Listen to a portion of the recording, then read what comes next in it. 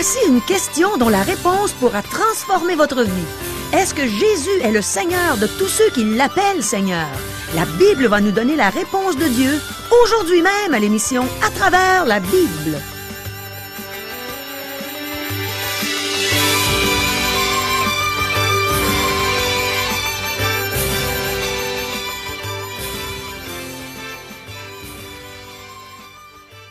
Chers auditeurs, pour en savoir davantage sur le contenu de cette émission, vous pouvez contacter en tout temps Radio Espoir via Internet à www.radioespoir.ca ou par téléphone, sans frais, au 1-877-l'Espoir, 1-877-537-7647.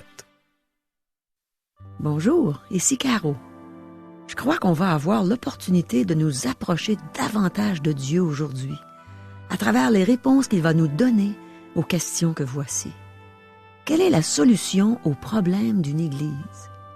Est-ce que Dieu est toujours fidèle? Est-ce que les croyants sont toujours fidèles? Comment est-ce qu'on communie avec Jésus?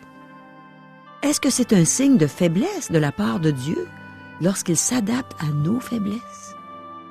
Est-ce que Jésus est le Seigneur de tous ceux qui l'appellent Seigneur?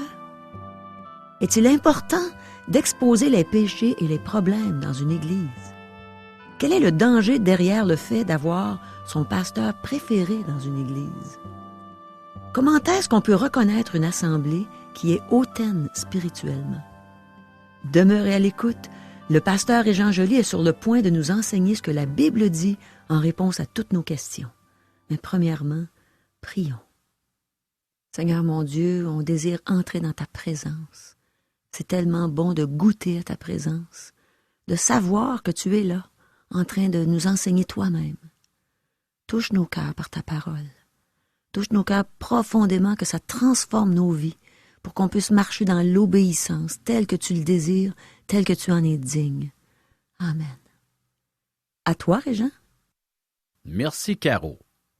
À la dernière émission, je vous ai présenté la première épître aux Corinthiens. C'est dans une ville réputée pour sa corruption et son immoralité que Dieu a établi une Église. Il y a toujours de l'espoir avec Dieu. Nous avons vu qu'en Jésus-Christ, nous sommes mis à part pour Dieu. Être sanctifiés, c'est être mis à part et nous le sommes à cause de notre position en Jésus-Christ. Cependant, il y a aussi une sanctification progressive pour laquelle nous sommes délivrés de péché pour marcher dans la sagesse, dans la justice et dans la piété. Cette croissance spirituelle est le fruit du travail de l'Esprit en nous. Le Seigneur Jésus est la solution aux problèmes d'une Église. Maintenant, nous sommes rendus au verset 9 de la salutation et des actions de grâce de Paul. Nous pourrions sauter ce verset en pensant qu'il n'est pas si important. Cependant, je pense que ce verset est la clé de l'épître. Il met l'accent sur le fait que le Seigneur Jésus-Christ est la solution aux problèmes qu'ils avaient dans l'Église, ainsi qu'aux problèmes personnels des croyants qui formaient l'Église de Corinthe. Les problèmes de cette Église sont très semblables aux problèmes de nos Églises contemporaines. Chers amis, débutons notre lecture. 1 Corinthiens chapitre 1er, verset 9. Dieu est fidèle, lui qui vous a appelé à la communion de son Fils Jésus-Christ, notre Seigneur. Avez-vous noté que le Seigneur Jésus est mentionné dans tous les versets depuis le début, sauf un? Il est mentionné 9 fois en tout, ce qui revient à une moyenne d'1 fois par verset. Nous voyons que Paul met l'accent sur la personne du Seigneur Jésus-Christ. Il devrait être au centre de cette communauté, au centre de cette Église, au centre de la vie de chacun qui la compose. Notez le nom du Seigneur dans ce segment de versets. Appelé à la communion de son Fils Jésus-Christ, notre Seigneur. Nous avons 4 éléments pour l'identifier. Donc, il ne peut y avoir de confusion au sujet de son identité. Dieu est fidèle. Paul fait aussi 2 énoncés extraordinaires. Dieu est fidèle et nous sommes appelés à la communion de son Fils. Dieu est fidèle. Les humains ne sont pas toujours fidèles. Les chrétiens ne sont pas toujours fidèles, cependant, Dieu est toujours fidèle.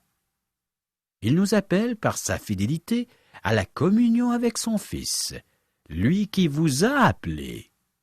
C'est un appel de la part de Dieu à la communion avec le Fils, son Fils. Communion est le mot important qui se rapporte à la personne de Jésus. Le mot grec traduit communion que Paul utilise à plusieurs reprises est koinonia. Ce mot a plusieurs sens. Il peut signifier communion dans l'expression communion fraternelle ou communion intime que nous utilisons couramment aujourd'hui. Le mot peut être utilisé dans le sens de contribution ou don. Dans Romains, chapitre 15, verset 26, Paul parle d'une koinonia qu'ont voulu s'imposer les chrétiens en faveur des pauvres parmi les saints de Jérusalem. Et dans ce verset, le mot signifie contribution. Dans 1 Corinthiens, chapitre 10, verset 16, le mot koinonia est utilisé pour référer à la Sainte Seine ou le repas du Seigneur. La coupe de bénédiction que nous bénissons n'est-elle pas la koinonia, communion, au sang de Christ? Et le pain que nous rompons n'est-il pas koinonia, communion au corps de Christ? Oui, chers amis, nous sommes appelés à être des partenaires en Jésus-Christ. Koinonia peut aussi signifier un partenariat, et je pense que c'est le sens du mot ici au verset 9. Dieu est fidèle, lui qui vous a appelé à un partenariat, à la communion de son Fils Jésus-Christ, notre Seigneur. Ceci est un des plus grands privilèges qui nous sont accordés. Si vous êtes en Christ, si vous êtes venu à lui et que vous l'avez accepté comme sauveur personnel, alors vous êtes un partenaire de Jésus-Christ. Jésus est disposé à être notre partenaire, ce qui comprend une relation intime avec lui. Il y a différents types de partenariats. Il peut y avoir des partenariats commerciaux. J'ai connu des hommes qui s'étaient associés pour ouvrir une usine. L'un d'eux devint chrétien et le partenariat ne fonctionna plus très bien. Les autres partenaires achetèrent alors la part du chrétien. Ensuite, il y a le mariage. Oui, chers amis, le mariage est un partenariat qui comprend une relation d'amour. Ceci devrait être une relation intime, très intime. Un verset de l'Ancien Testament me fait sourire, car Dieu devait penser à un homme et sa femme lorsqu'il l'a inspiré. Il dit qu'un bœuf et un âne ne devraient pas être attelés à la même charrue. Deutéronome, chapitre 22, verset 10. Les deux ne devaient pas labourer un champ ensemble. Bien, dans les mariages, j'ai rencontré plusieurs attelages de ce type, un bœuf avec un âne. Il ne devrait pas en être ainsi, car un mariage est un partenariat. Que signifie être en partenariat avec le Seigneur Jésus? Premièrement, cela veut dire que vous possédez vos biens en commun. Tout ce que j'ai appartient à Jésus-Christ. Mes biens lui appartiennent autant qu'à moi. Donc, ce que je possède l'intéresse. Je dois reconnaître qu'il fut un temps où j'avais quelques possessions dont je pensais que Jésus ne s'en souciait pas. Je ne pensais qu'à moi en ce qui concerne mes possessions. Mais maintenant, quoique je possède peu, ce que je possède lui appartient. Le partenariat d'un mariage comprend d'autres éléments. Nous avons des intérêts mutuels. C'est aussi le type de partenariat que j'ai avec le Seigneur Jésus-Christ.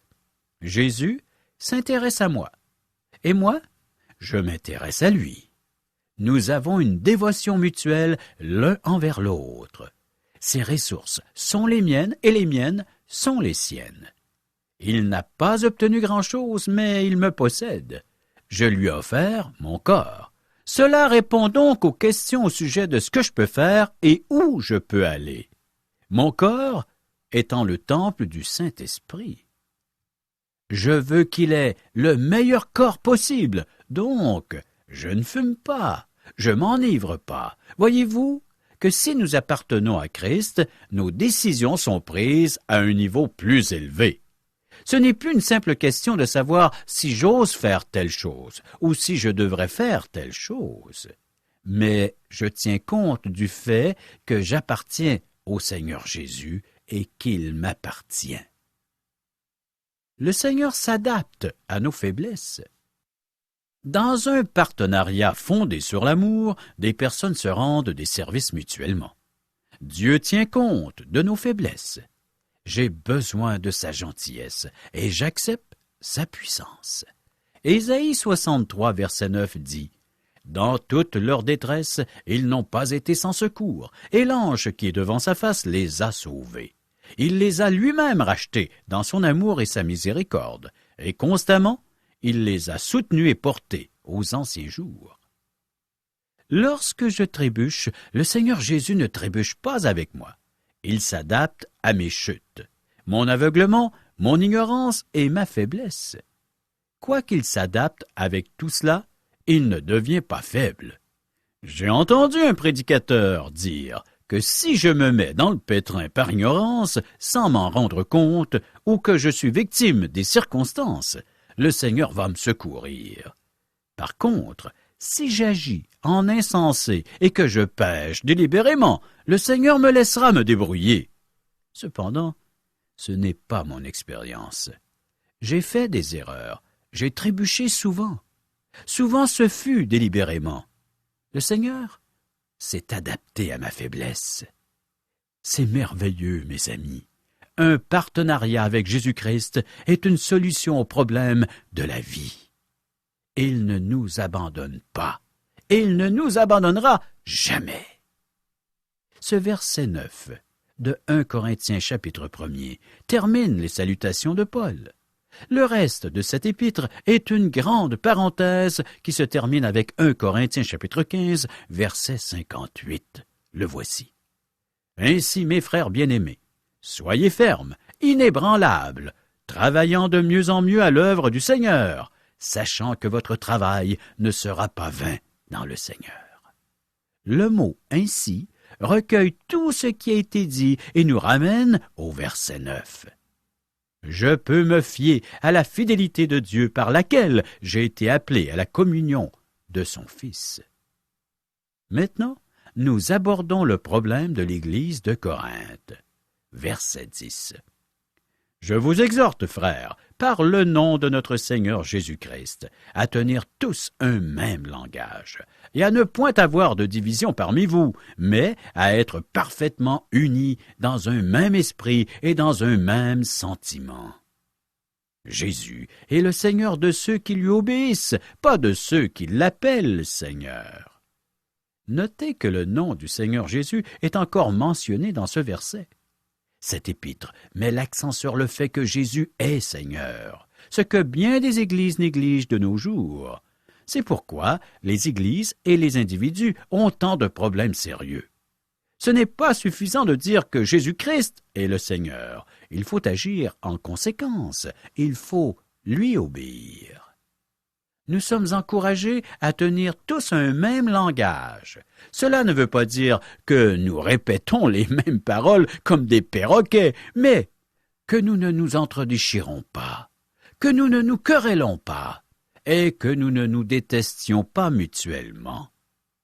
Le mot grec traduit division est schisma. Il ne devrait pas y avoir de clan ou de parti dans l'Église. Il ne faut pas qu'il y ait de division causée par des querelles, les médisances, la critique, la haine et l'amertume. Mes amis, nous voyons cela beaucoup dans nos églises contemporaines. Si le Seigneur Jésus est votre partenaire, ces choses ne doivent pas dominer dans votre vie. À ne point avoir de division parmi vous, mais à être parfaitement unis dans un même esprit et dans un même sentiment. Quel doit être ce même esprit? Bien, celui du Seigneur Jésus. Ayez en vous les sentiments qui étaient en Jésus-Christ, existant en forme de Dieu. Il n'a point regardé à son égalité avec Dieu comme une proie arrachée, mais il s'est dépouillé lui-même, en prenant une forme de serviteur, en devenant semblable aux hommes, et il apparut comme un vrai homme. Il s'est humilié lui-même, se rendant obéissant jusqu'à la mort, même jusqu'à la mort de la croix. Philippiens chapitre 2, versets 5 à 8. Revenons à notre texte. 1 Corinthiens chapitre 1er, verset 11. Car, mes frères, j'ai appris à votre sujet, par les gens de Chloé, qu'il y a des rivalités au milieu de vous. Êtes-vous disposés à signer vos accusations? Le mot grec traduit rivalité est Eris. Eris était la déesse des querelles et des conflits. Il y avait des querelles, des conflits et des divisions dans l'Église de Corinthe. Paul a reçu des renseignements de sources sûres.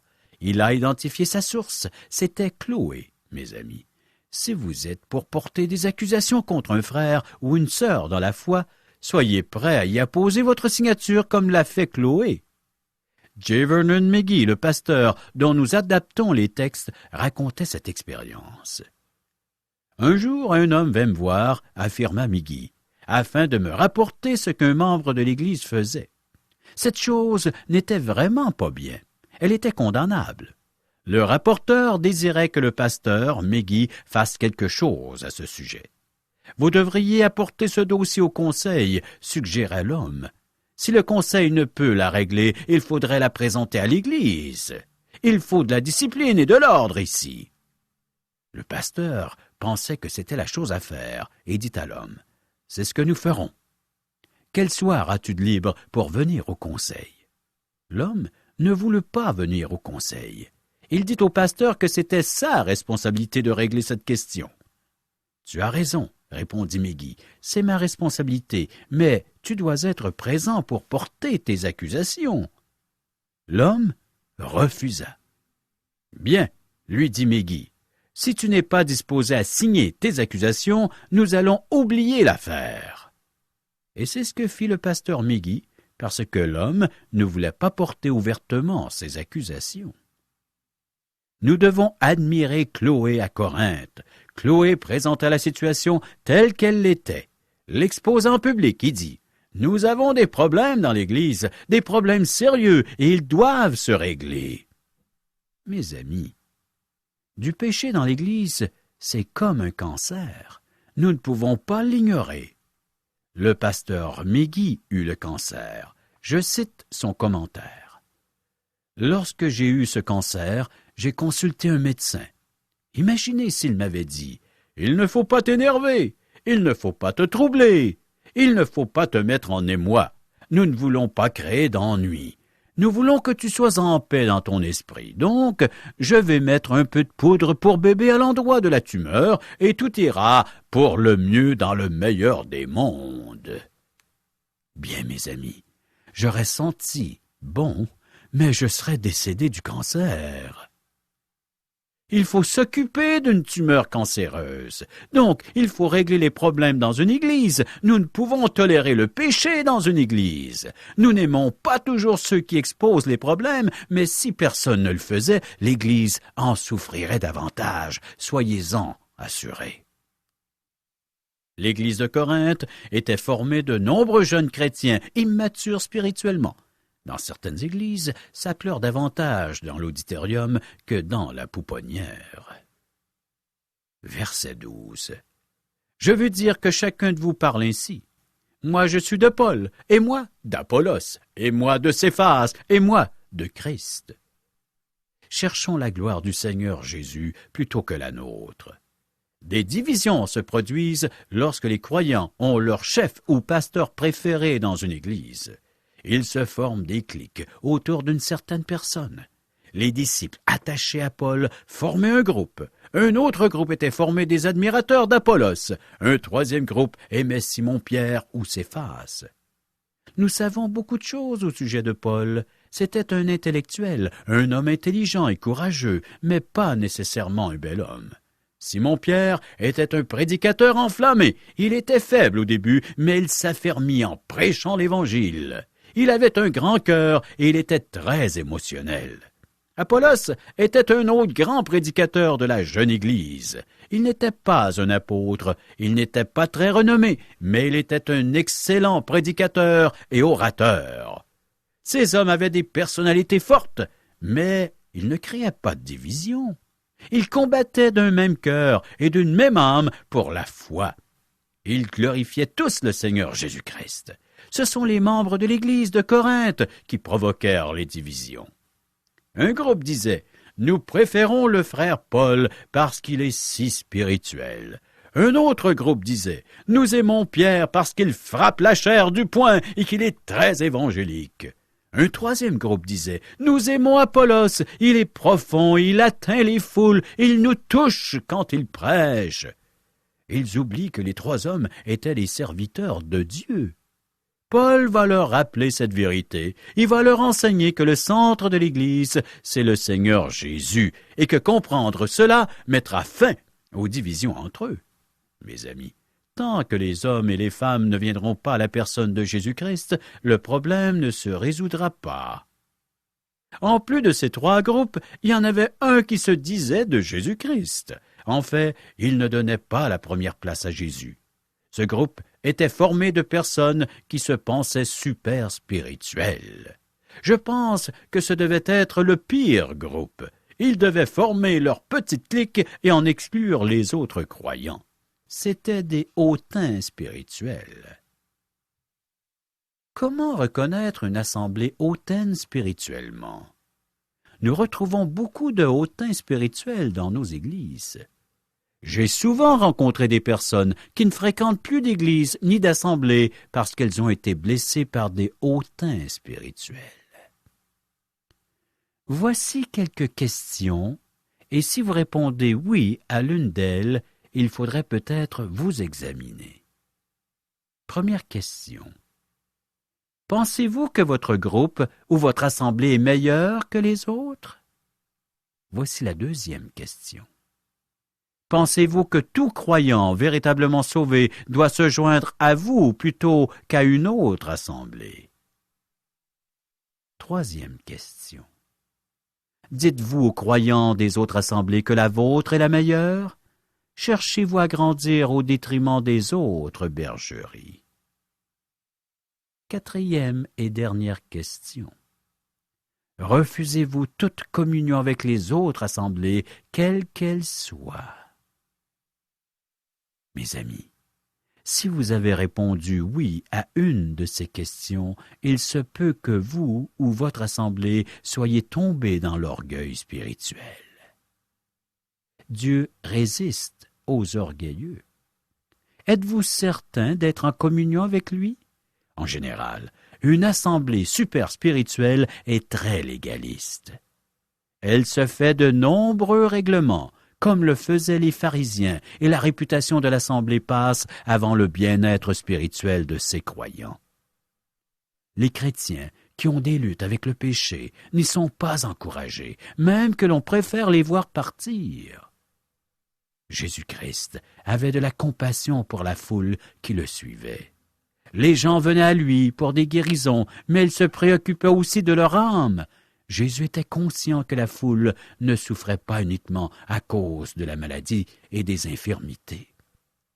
Les gens souffraient aussi à cause du péché, et c'est encore le cas aujourd'hui. Est-ce que le pécheur a sa place dans l'assemblée? Dans ton Église, est-ce qu'il est accueilli? Est-ce que ton cœur est ouvert à le recevoir? Jésus accueillait les pécheurs qui venaient à lui. Il venait pour la guérison de l'âme. Et encore aujourd'hui, c'est l'œuvre qu'il veut accomplir de nos jours. Il veut guérir, délivrer les âmes de la puissance du péché. Et surtout, de sa punition. C'est pour cela que Jésus-Christ est mort à la croix, pour toi. Chers amis, prochaine émission, 1 Corinthiens chapitre 1er, versets 13 à 31. Merci, Régent. Dieu est fidèle. C'est tellement réconfortant d'entendre ça, même quand on le sait. On est humain. On a besoin de se le faire rappeler de temps en temps, surtout quand on est au beau milieu d'une épreuve.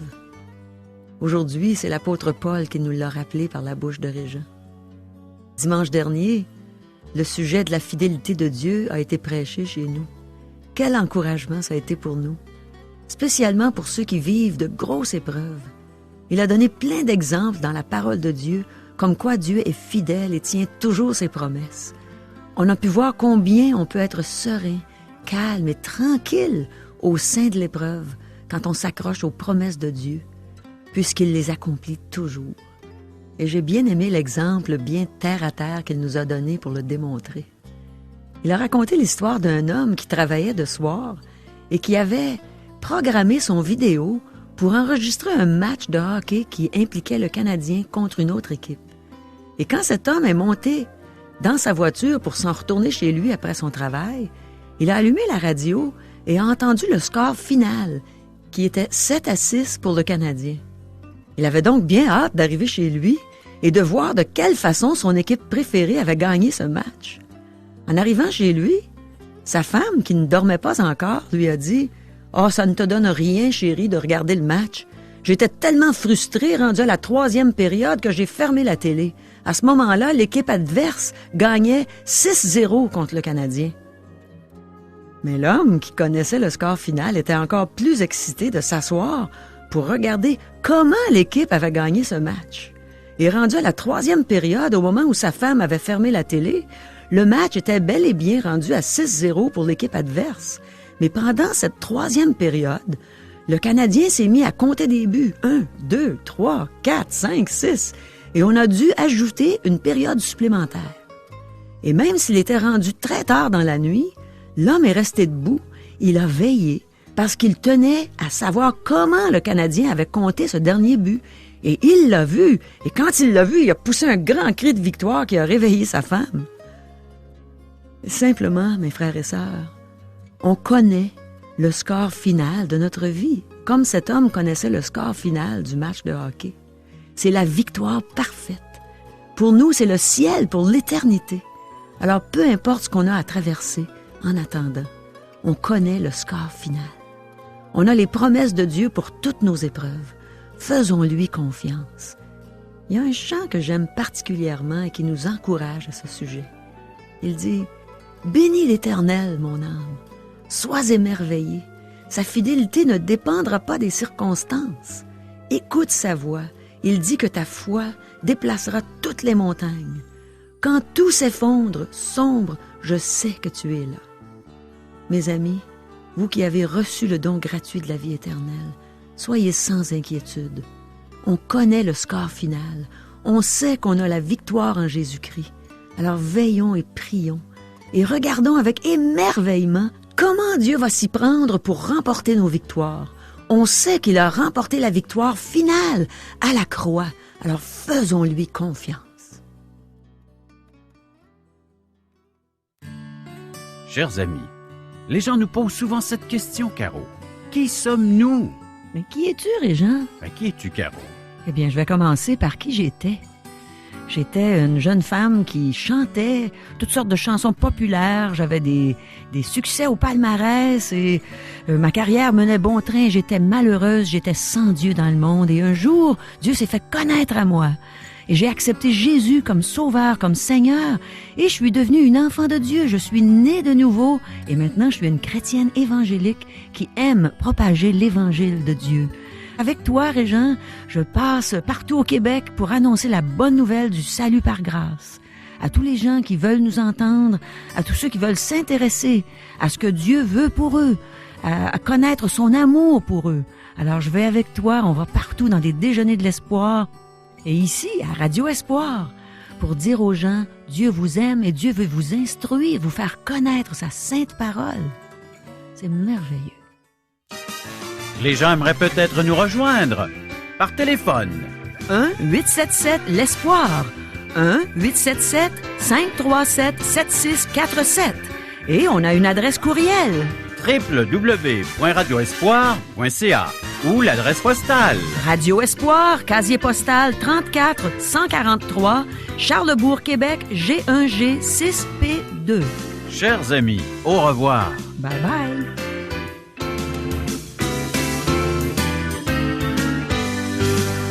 Cette émission vous a été présentée par Radio Espoir.